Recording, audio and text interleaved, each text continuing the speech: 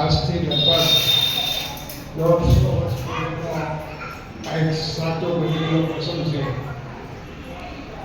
ગુણાતીતાનંદ સ્વામીના વિશે પણ ગુણાતીતાનંદ સ્વામીના વખતમાં સ્વામી ગામડે ગામડે વિચરણ કરતા એમાં એક આકડિયા ગામની અંદર સ્વામી ઘણી વાર પધારતા અને સત્સંગની વાતો કરતા. તો ઘણા બધા સત્સંગીઓ ગામના થયેલા અને એ કાળની અંદર બે વણિક ભાઈઓ રહેતા હતા, કાનો અને કુકો. હવે સ્વામી એકવાર આકડિયા પધાર્યા ત્યારે બધા ભક્તો ભેગા થયા અને સ્વામીને વાત કરી કે આપણે એક હરિ મંદિર બનાવો. હરિ મંદિર બનાવો તો બધાને સત્સંગનું સુખ આવે. અમારે સત્સંગમાં ક્યાં આવ્યું ત્યારે સ્વામીએ વાત કરી કે આ ગામમાં કોઈ પૈસાવાળા સુખી માણસ હોય તો બોલાવો મને. તો આપણે બે ભાઈઓ જે કાનો અને કુકો માણસા હતા અને ખૂબ પૈસાવાળા સુખી હતા. જમીન વાડી મોટી જબરદસ્ત હતી, પણ જરા સ્વામી લોભી હતા. એટલે પાત્રી સ્વામી કે કાનો અને કુકો બે ભાઈઓ છે એની પાસે ધન ઘણું છે, બોલો સ્વામી તમને બેઠા બોલાવ્યા આવીને બેઠા.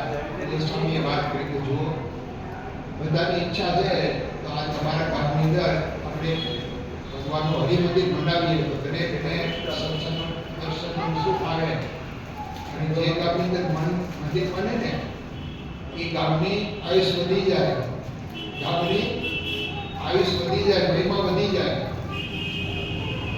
અને જે કોઈ દર્શન કરે એ બધાને પુણ્ય પ્રાપ્ત થાય.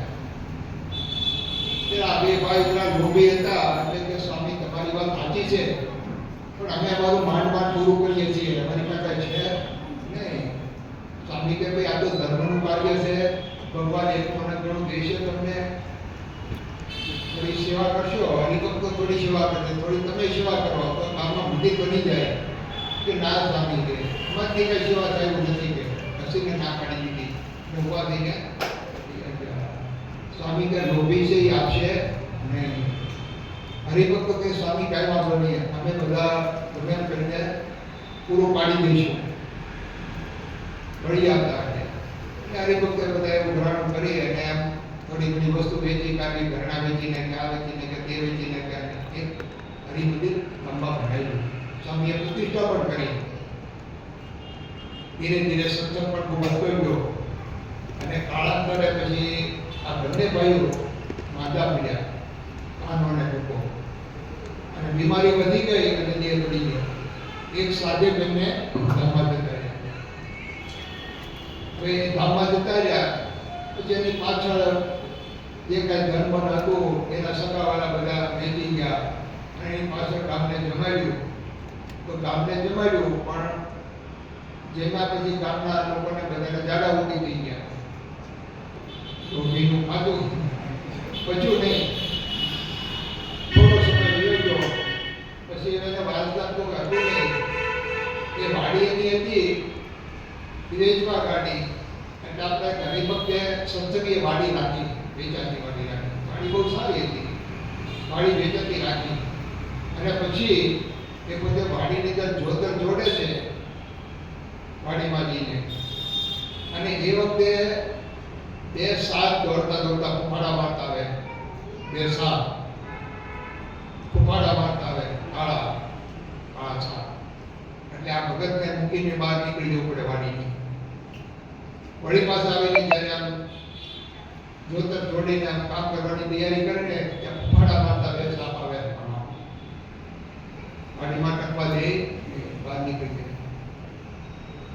જુનાગઢ જઈને સ્વામીને વાત કરી, સ્વામી વાડી રાખી છે પણ ઉપદ્રવ છે સાપનો, કામ થતું નથી. આપ પધારો, પગલા કરો તો કંઈક સારા ભલા થાય.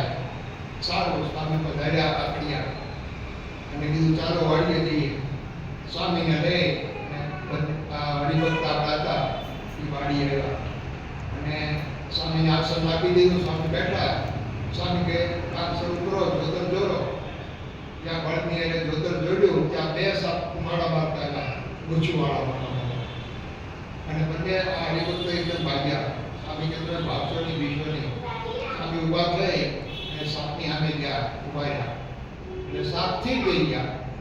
સ્વામી સામે જે ઊભા રહ્યા બંને સાપ સ્થિર થઈ ગયા. સ્વામી તો અંતર્યામી, तन की जाने मन की जाने जाने जिसकी चोरी इसके आगे क्या छुपे जिसके हाथ में चोरी. स्वामी क्या मूर्खाओ, તમારા સ્વભાવને લીધે તમારી વાસનાને લીધે તમે માણસમાંથી સાપ બન્યા છો અને હજી આ ભગવાનના ભક્તને હેરાન કરશો તો તમારી બુદ્ધિ દિશા થશે. સમજો કઈ?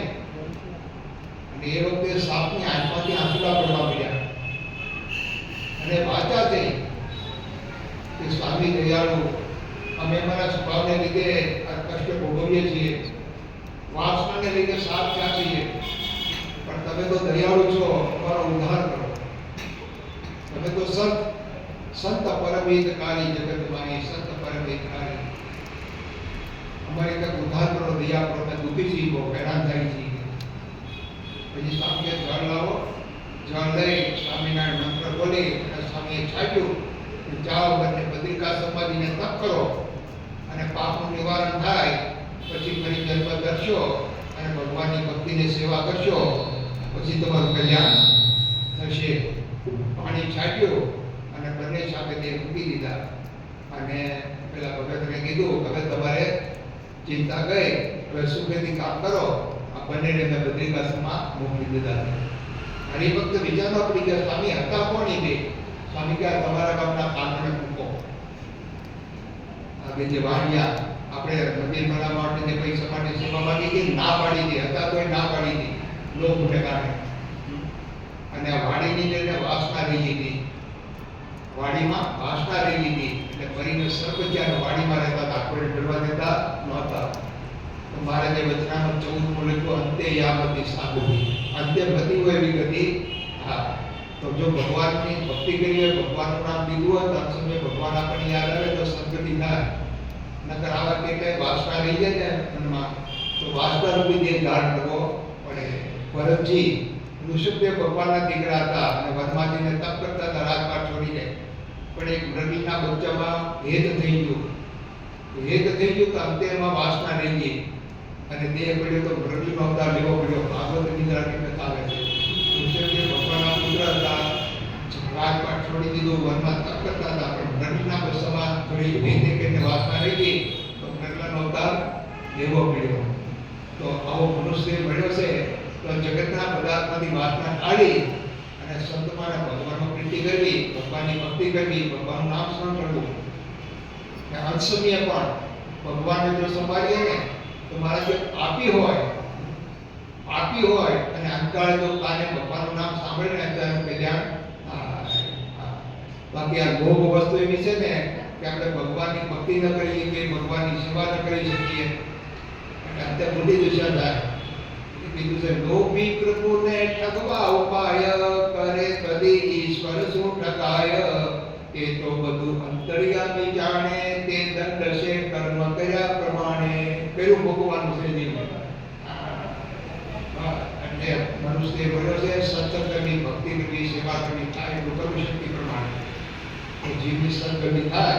અગર જગતની જો કઈ વાસના રહી ગઈ છે, આપણને પદાર્થમાં વાસના રહી ગઈ છે તો ફરી જન્મ ધરવા પડશે, 84માં ભટકવું પડશે. આવો સંતન દુર્લભ મળ્યો છે, સંતન ભક્તિ કરી લેવા.